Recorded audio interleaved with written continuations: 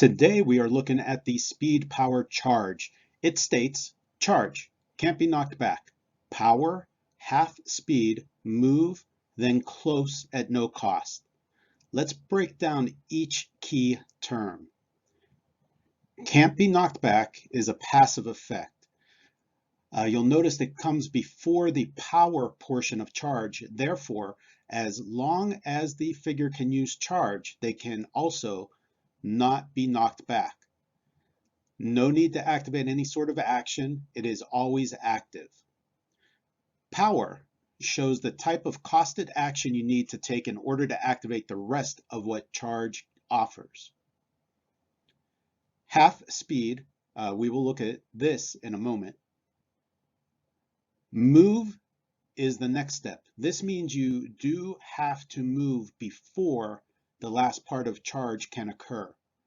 Remember, moving 0 squares is still a move, but even that type of move would require a breakaway roll if adjacent to an opposing character.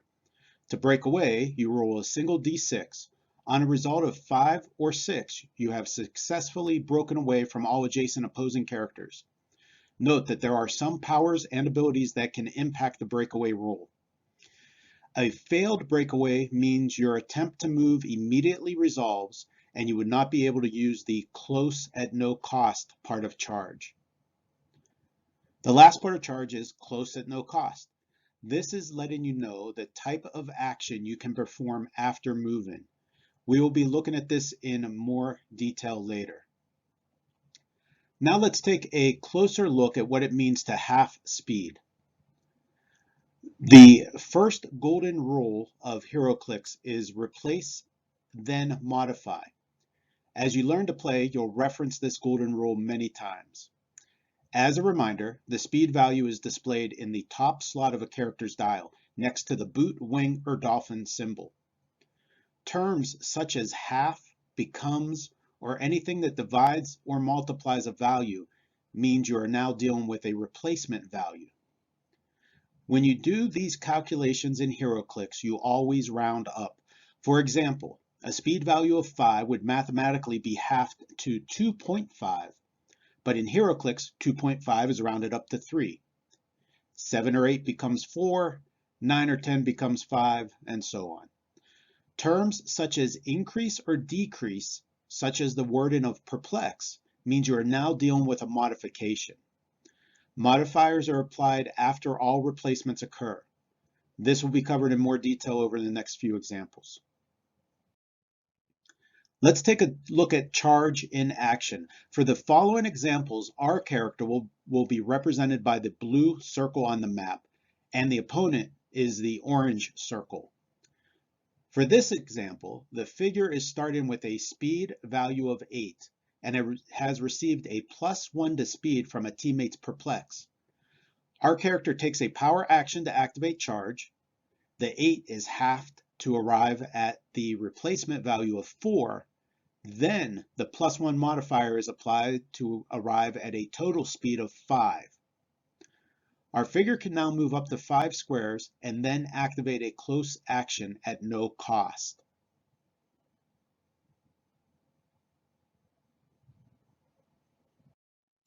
In our next example, we start with a speed value of 9 and take the power action to activate charge.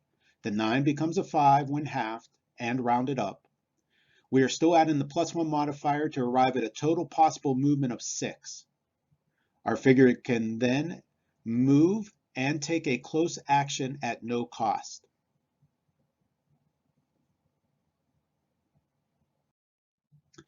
In this example, we are going to use charge to move around the closest opposing character represented by the orange X circle to get to the orange O circle.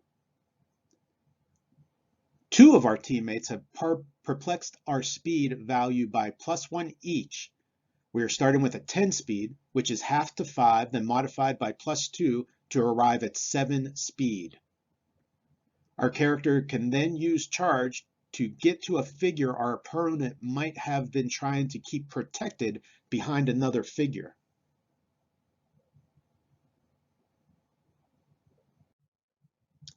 Since charge allows for a close action at no cost, it combines with close powers to become even more devastating. Let's take a look at which powers are allowed to be used with charge and some examples of what cannot be combined with charge. Flurry, Incapacitate, Quake, Exploit Weakness, and Mind Control can all be used with charge since they all can be activated with a close action.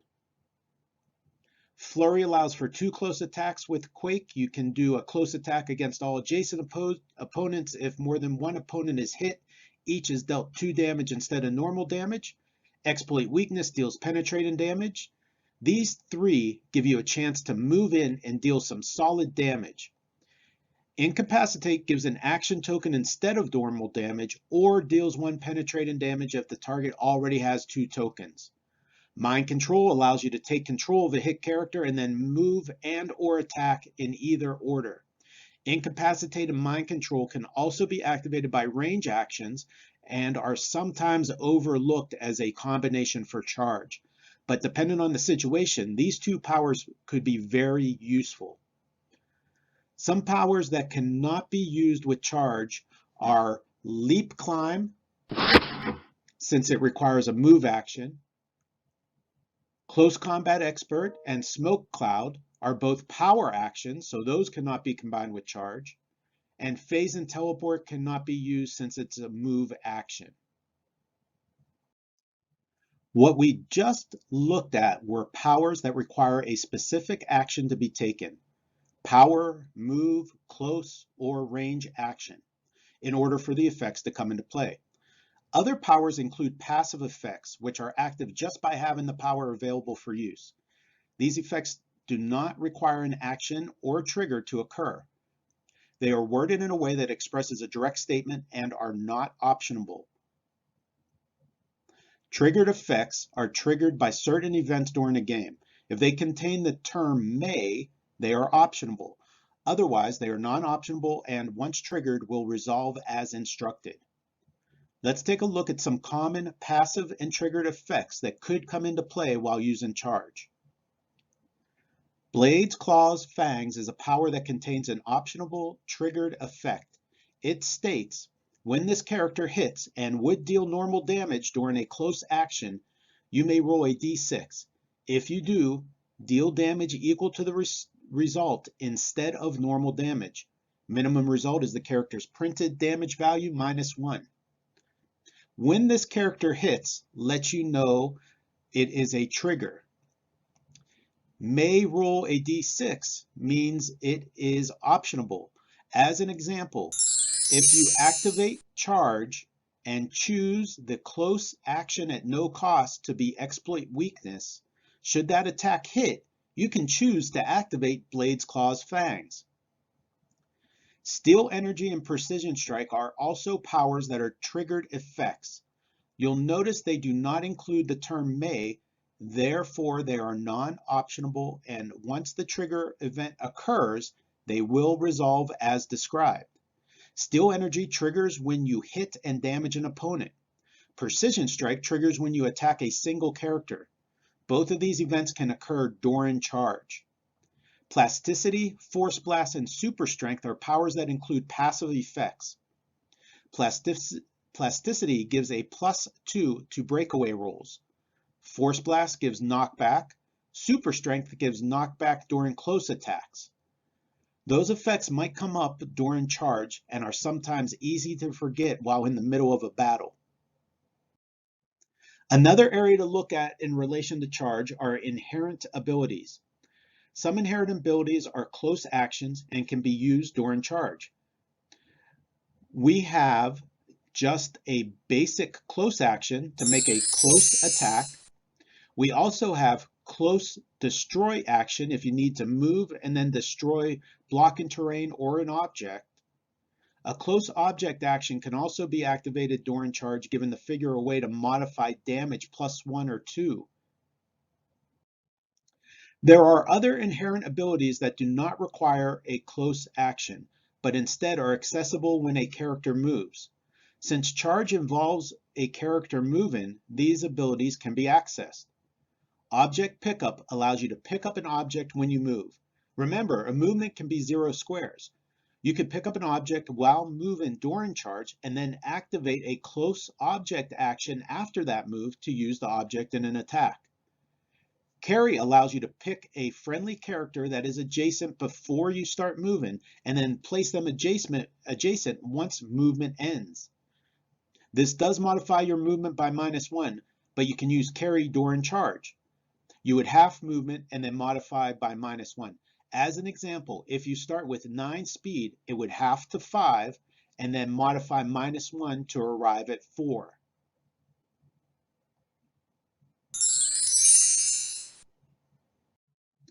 The last aspect we'll look at today is giant reach and great size. If a character has access to giant reach and or great size while also having access to charge, it opens up options for both reach and how to move. Let's break down giant reach first. When this character makes a close attack, instead of choosing an adjacent character for target, you may choose improved targeting, hindering, and targets characters within X squares, where X represents the stated number, and line of fire. Line of fire is important here since close attacks usually don't look at line of fire. But if you use giant reach, line of fire is an aspect. Some normal sized characters that do have access to giant reach and might have more limitations in terms to line of fire than a giant or colossal character. Great size is represented by the 2 symbols shown. Be aware for the most part, those symbols are printed on the actual character dial. But there are instances where a power or ability grants those symbols to a character that might have a different printed symbol. Great size provides improved movement, elevation, hindering, outdoor blocking, and opposing characters, but still requiring breakaway and affected by plasticity. That's the 2 circles with the arrow going through it. Keep in mind there are adjustments to normal breakaway based on size that we are not going to cover here.